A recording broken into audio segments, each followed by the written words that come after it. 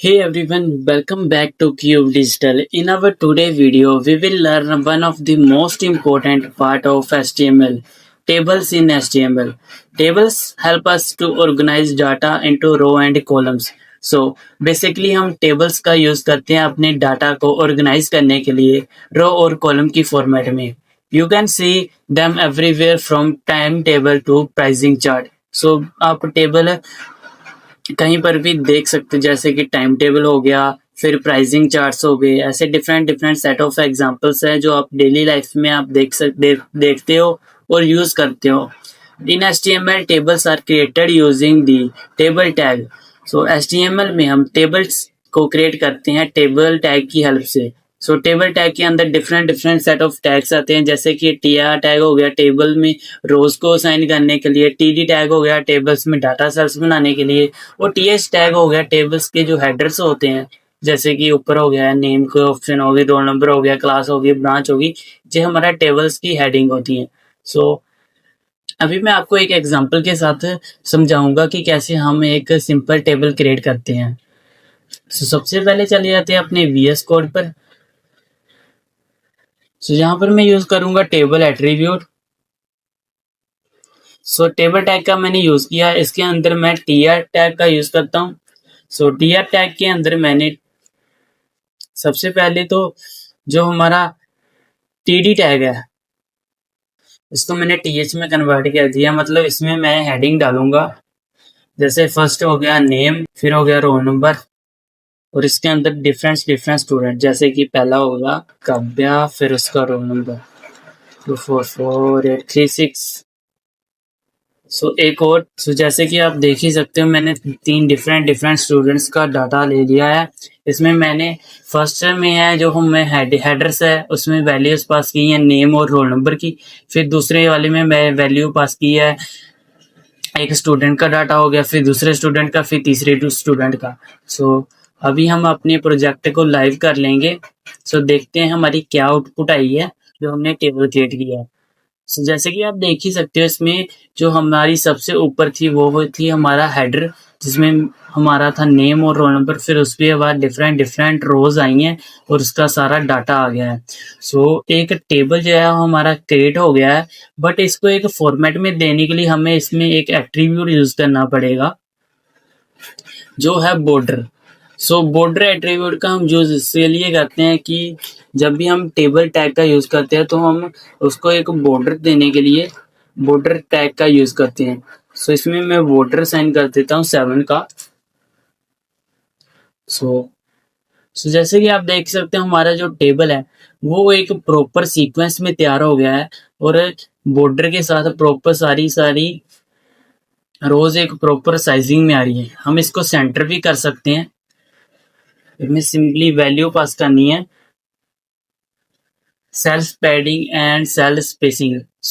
इसकी हेल्प से हमारे जो सेल्स के बीच में स्पेसिंग आ जाएगी और उसकी पैडिंग भी चेंज हो जाएगी. मैं अभी सेल्स की जो स्पेसिंग है इसको कम कर देता हूँ, 0 कर लेते हैं. देखना हमारा जो डिफरेंट डिफरेंट सेल्स थे इसमें कोई भी स्पेसिंग नहीं आ रही. मैंने जैसे कि इसमें विड्थ असाइन कर दिया, फिर उसके बाद मैंने असाइन कर दिया है लाइन, जो हमारा टेबल है जो सेंटर में दिखाई दे. हमारा जो टेबल है वो सेंटर में दिखाई दिया है और इसकी विड्थ भी प्रॉपर तरीके से सेट हो गई है. मैंने इसमें प्रॉपर तरीके से विड्थ भी दी असाइन कर दी है, और इसमें लाइन जो हमारा टेबल है वो सेंटर में दिखाई देगा, वो भी मैंने एट्रीब्यूट यूज कर दिया. हम देखते हैं जाकर अपने वेब पेज पर.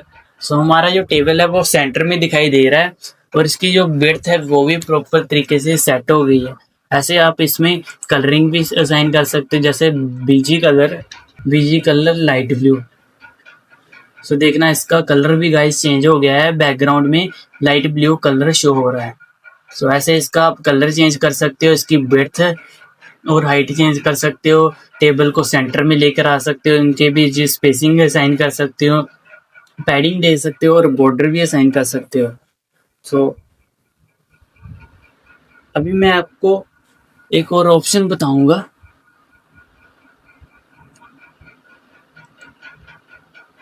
सिंपली अब इस वाले टेबल को कट कर लेते हैं. इसकी अगर मैं एक दूसरे एग्जांपल चूज करता हूं, सो मैंने अभी एक और एग्जांपल ली हुई है जिसमें मैंने बॉर्डर असाइन किया है टेबल को 1 पिक्सल, और हमारी जो फर्स्ट हेडर सेल है उसमें मैंने स्टूडेंट इन्फो दी है, उसको कोलस्पेन किया है। इसमें मैंने कोलस्पेन और रोस्पेन का यूज़ किया है। सो इसको मैं आपको समझा देता हूँ गाइस।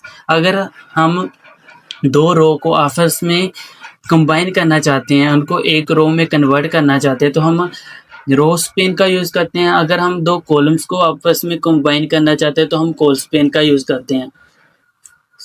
सो चले जाते हैं अपने डॉक्यूमेंट पर। सो आप देख ही सकते हो, जैसे हमारी जो फर्स्ट है इसमें इसने 2 कॉलम्स को एक साथ कंबाइन कर कर एक ही कॉलम में यूज़ कर लिया है। जहाँ पर हमने कोलस्पेन का यूज़ किया है, जब भी हम 2 कॉलम्स को आपस में कंबाइन ही करना चाहते हैं तो हम कोलस्पेन का यूज़ करते हैं, और अगर हम 2 रो की वैल्यू को एक में असाइन करना चाहते हैं तो हम रोस्पेन का यूज़ करते हैं। सो ये थी हमारी एक और एग्जांपल। सो उम्मीद करता हूँ आपको आज की ये वाली वीडियो पसंद आई होगी और टेबल टैब के बारे में आपको क्लियर हुआ होगा। सो टेबल के अंदर गाइस हम यूज़ करते हैं टी डी टैग का, टी आर टैग का, फिर टी एस के टैग का। सो जो टेबल टी आर टैग है इसको हम यूज़ करते हैं टेबल में डिफरेंट रोज का डाटा लिखने में। टी एस टैग का यूज़ करते हैं टेबल में हेडिंग वाले जो हमारे डाटा सेल्स हैं उनको का डाटा लिखने के लिए, और जो हमारे टी डी टैग है इसमें हम डाटा लिखते हैं अपने टेबल्स की रोज का। सो ये था हमारा टेबल टैग। अगर आपको आज की ये वीडियो हेल्पफुल लगी तो वीडियो को लाइक कर दें और चैनल को सब्सक्राइब कर लें और बेल नोटिफिकेशन को ऑल पर सेट कर लें। मिलते हैं आपको अगली वाली वीडियो में मैं आपको बताऊंगा कि कैसे हम अपने HTML में फॉर्म्स को क्रिएट करते हैं और कैसे इनपुट लेते हैं हम यूज़र से। सो मिलते हैं आपको अगली वाली वीडियो में। Thanks for watching. I will see you in next video.